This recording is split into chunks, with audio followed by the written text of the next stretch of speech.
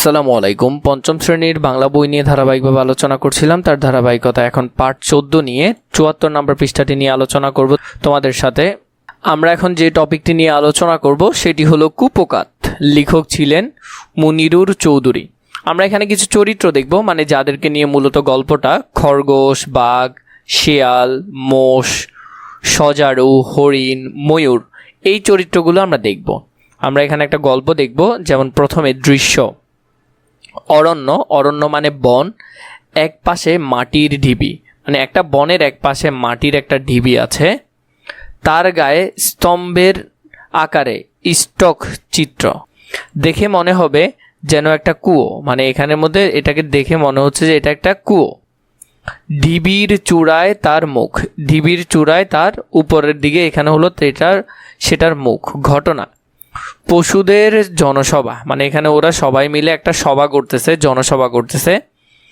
আছে মোষ আছে, ময়ূর আছে, হরিণ আছে, সজারু কোথায়? সজারু কই? সজারু এখানে দেখতে পাচ্ছি না, এখানে সজারু চিত্রে আসেনি। শিয়াল আছে, এই শিয়াল। ও খরগোশ আছে, এখানের মধ্যে এই খরগোশ। সভাপতি হলেন মোষ। তাহলে সভাপতিকে? মোষ সভাপতি, এটা একটু ভালো করে জানবে। মোষ বলল, করতালি শেষ হলে, মানে তালি দেওয়া শেষ হলে, বড়ই পরিতাপের বিষয় যে খরগোশ আমাদের সিদ্ধান্ত মানতে রাজি হচ্ছে না। তাকে আমরা সকলে সাধ্যমতো বুঝিয়ে বলেছি। জাতীয় স্বার্থে সকলেরই আত্মত্যাগের জন্য প্রস্তুত থাকা উচিত। খরগোশ অবুঝ, সে কেবল নিজের জীবনকে বেশি মূল্যবান মনে করে। কে না জানে এক ভীষণ বাঘের অত্যাচারে আমাদের সকলের জীবন বিপন্ন। মানে একটা বাঘের অত্যাচারে তারা অনেক বেশি ভয় পেয়ে আছে এবং অনেক বেশি কষ্ট পাচ্ছে। এই ভয়ানক ব্যাঘ্র প্রত্যহ নির্বিচারে বহু পশু হত্যা করে। এই বাঘটা কি করে? অনেক পশুকে হত্যা করে, কিছু খায়, কিছু ফেলে রাখে। আমাদের এই অনুরোধ শিয়াল বাঘের সঙ্গে আলাপ আলোচনা করে একটা আপোষ রফা করে। সে অনুযায়ী স্থির হয় যে অদ্য খরগোশ স্বেচ্ছায় মহামান্য বাঘের খাদ্য হিসেবে নিজেকে উৎসর্গ করবে। মানে সেখানের মধ্যে কি হয় যে খরগোশ নিজেকে উৎসর্গ করবে তার খাদ্য হিসেবে। কার? বাঘের। কিন্তু খরগোশ এই প্রস্তাব মানতে অনিচ্ছুক, কিন্তু খরগোশ এটা মানতে রাজি নয়। এখন উপায় কি? আমি আর একবার শিয়ালকে বলি, আপনাদেরও বলি, খরগোশকে বুঝিয়ে বলুন, তাকে রাজি করান। মানে বলতেছে খরগোশকে বুঝিয়ে বলো, তাকে রাজি করান, সে যাতে বাঘের কাছে যায় এবং বাঘ যাতে তাকে খেয়ে ফেলে। শিয়াল, দেখো খরগোশ, আমি অনেক কষ্টে বাঘকে শান্ত করেছি। সে বলেছে যে তাকে যদি রোজ একটি করে পশু আমরা উপহার দেই, তবে সেই দিন সে আর অকারণে অন্য প্রাণী হত্যা করবে না। আজ তুমি বীরের মতো সহাস্যে এগিয়ে যাও, কাল তোমার পথ অনুসরণ করে অন্যজন যাবে। সকলের মঙ্গলের জন্য নিজের প্রাণ বিসর্জন দিতে তোমার ইচ্ছে করে না?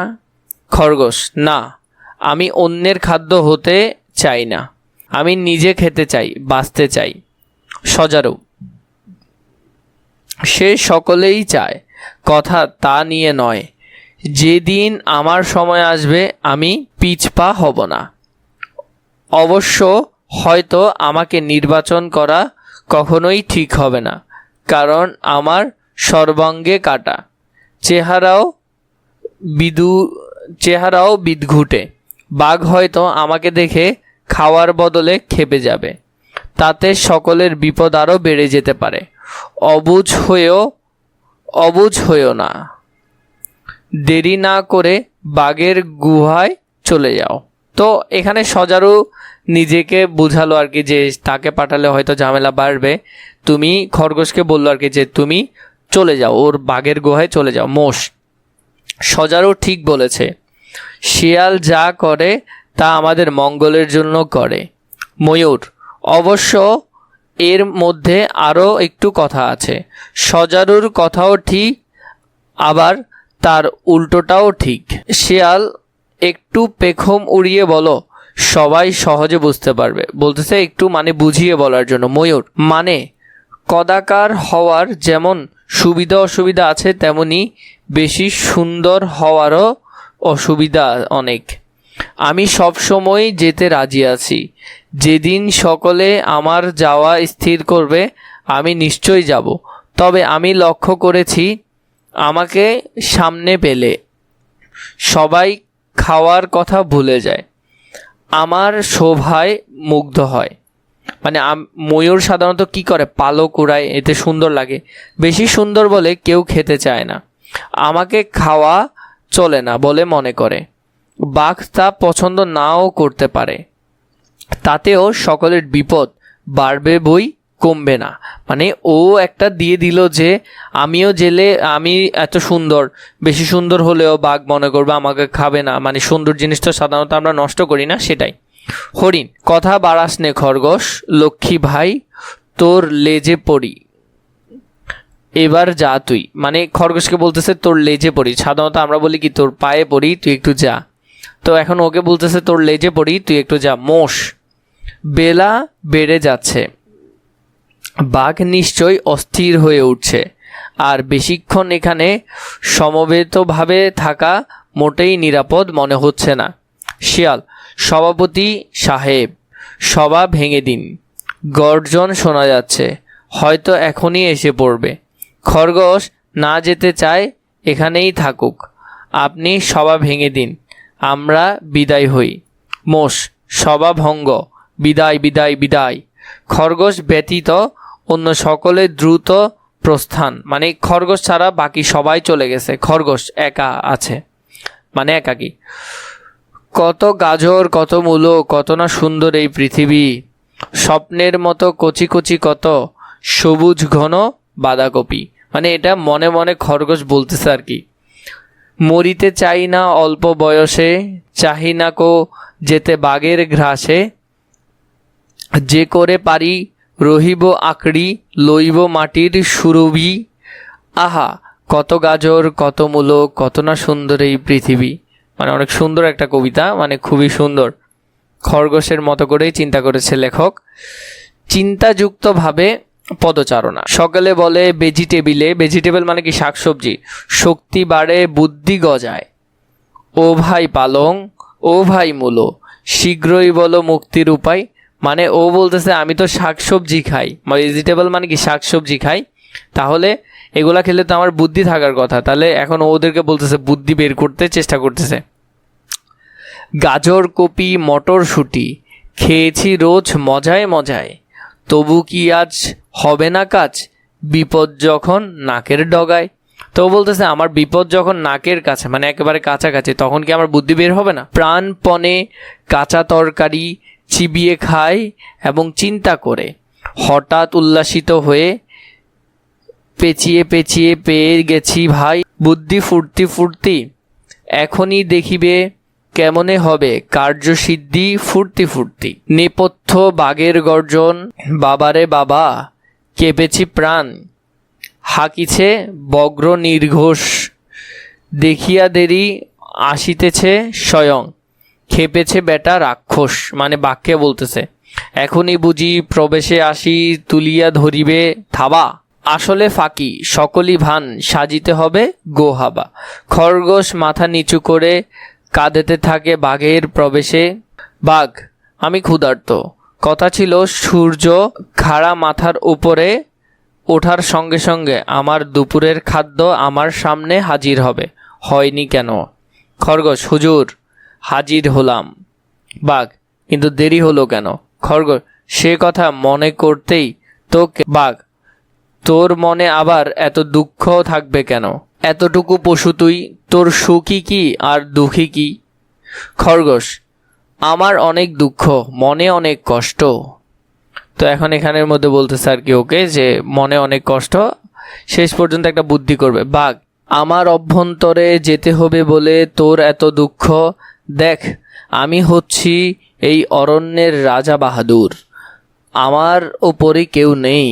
আমার ডোরাদার পেটের মধ্যে যেতে পারা তোর মতো ক্ষুদ্র পশুর পক্ষে এক মহা সৌভাগ্য। এটা বাঘ খরগোশকে বলতেছে। খরগোশ, আপনার উপরে আরেকজন আছে, সেই তো সব নষ্ট করেছে, সেই জন্যই তো কাঁদছি। বাঘ, কি বললি? এত ফুফাস নে, ফুফাতে তোর গোফ আর পশম এত থরথরে করে কাঁপে যে তাতে সব কথা আটকে যায়, কিছুই পরিষ্কার করে বুঝতে পারছি না। গোড়া থেকে বল, কাঁদছিস কেন? তো ও মানে খরগোশ ভয় পাচ্ছে আর কি, তাই পুরোপুরি কথা বলতে পারছে না। এই জন্য মানে একটু ইনোসেন্ট ও নিজেকে ভাবাতে চাচ্ছে, মানে যে ও অনেক ভালো, নম্র, ভদ্র। খরগোশ ভয় পাচ্ছে বাঘকে, এটা বাঘকে বোঝাতে চাচ্ছে যাতে বাঘ ওর কথা বিশ্বাস করে। খরগোশ, আমি এত ছোট, এত সামান্য পরিমাণে, এত অল্প, আমাকে খেয়ে কি আপনার কোনো পরিতৃপ্ত হবে? এই দুঃখে কাঁদছি। মানে খরগোশ এখন ওকে বলতেছে, বাঘ, আমি আবার তোর বেড়াল ভাইদের দাদা হই কি না? দিনের বেলায় সব কিছু স্পষ্ট দেখতে পাই না, তাই তো তুই দেখছি সত্যি অতি ক্ষুদ্রয়। শেয়াল পণ্ডিত দেখেছি ভারী পাজি, মানে বলতেছে তুই তো অনেক ছোট। বেছে বেছে সবচেয়ে শুটকোটাকে পাঠালো, মানে একবারে বেছে বেছে সবচেয়ে ছোট তোকে পাঠালো। খরগোশ, না না হুজুর, শিয়াল মামার কোনো দোষ নেই, আপনার জন্য পাঠানো হয়েছিল আমার সেজ আপাকে। ইহা মোটাসোটা কি হৃষ্টপুষ্ট, মানে বলতেছে আমার সেজ আপাকে পাঠানো হয়েছিল আপনার জন্য, উনি অনেক মোটামাটা ছিলেন। বাঘ, তাহলে তার বদলে তুই এলি কি জন্য? বলতেছে তার বদল তুই আসলি কেন? খরগোশ, সেই দুঃখেই তো কাঁদছি, সেজ আপাকে আরেকটা বাঘ খেয়ে ফেলেছে।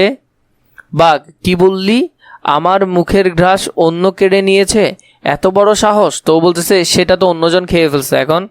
বাঘ তাই রেগে গেছে। খরগোশ, সেজ আপাও কত কান্নাকাটি করিল, বারবার আপনার কথা বলল, কিন্তু কিছুতেই শুনল না। ওই বাঘটা দেখতেও ঠিক আপনার মতো, তবে আরও রাগী, আরও তেজি।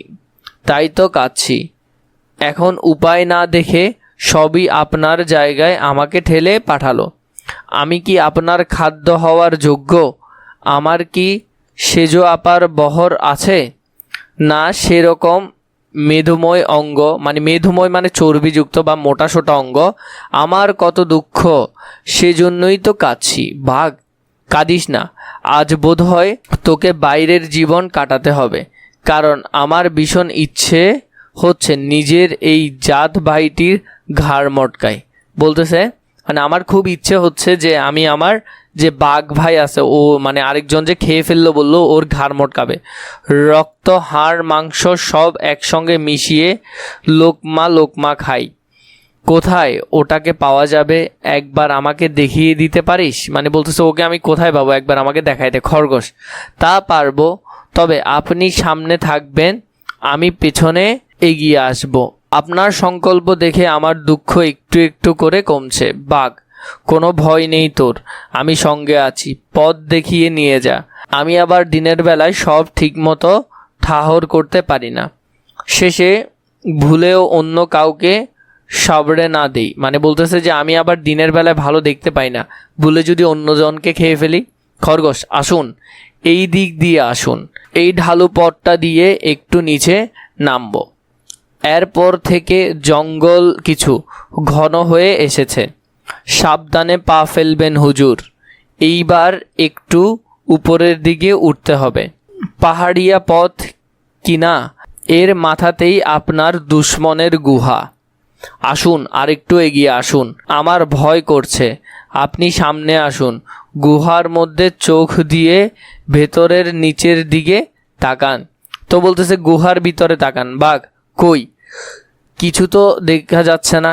এখন বলতেছে গুহার ভিতর তো কিছু দেখা যাচ্ছে। খরগোশ, হুজুর, বোধ হয় আলোর ঘোর এখানে ভালো করে কাটেনি, আর একটু চেষ্টা করে দেখেন, কিন্তু সাবধানে থাকবেন, আপনাকে দেখতে পেলে ও কিন্তু খেপে যাবে। তো বলতেছে গুহার মধ্যে তো ওকে দেখতে পাচ্ছি না, আপনি একটু সাবধানে ভালো করে নিচে দেখুন, ও আছে। বাঘ, ওই তো দেখা যাচ্ছে, স্পষ্ট দেখা যাচ্ছে, চকচক করছে, অবিকল আমার মতো দেখতে। এত বড় সাহস, আমাকে চোখ পাকাচ্ছে। খবরদার, আমাকে তুই হুমকি দিস। খরগোশ, হুজুর। বাঘ, না না, কোনো কথা নয়, ওর একদিন কি আমার একদিন কি, আমার মুখের ঘ্রাস কেড়ে নিয়েছিস, মুখের ঘ্রাস বলতে কি, ওই আগে যে বললো যে আরেকজনকে পাঠানো হয়েছে, ওকে খাই ফেলছে, সেটা। তোর মাথা ফাটাবো, দাঁত ভাঙবো, গোপ উপড়ে ফেলবো, চামড়া খুলে ফেলবো। কি আমাকে পাল্টা গালি দিচ্ছিস তুই? তবে রে হালুম হালুম হালুম। এটা হলো বাঘের গর্জন। তো এখানের মধ্যে মূলত হচ্ছে কি জানো, এখানের মধ্যে মূলত হচ্ছে যে এটা একটা গুহা।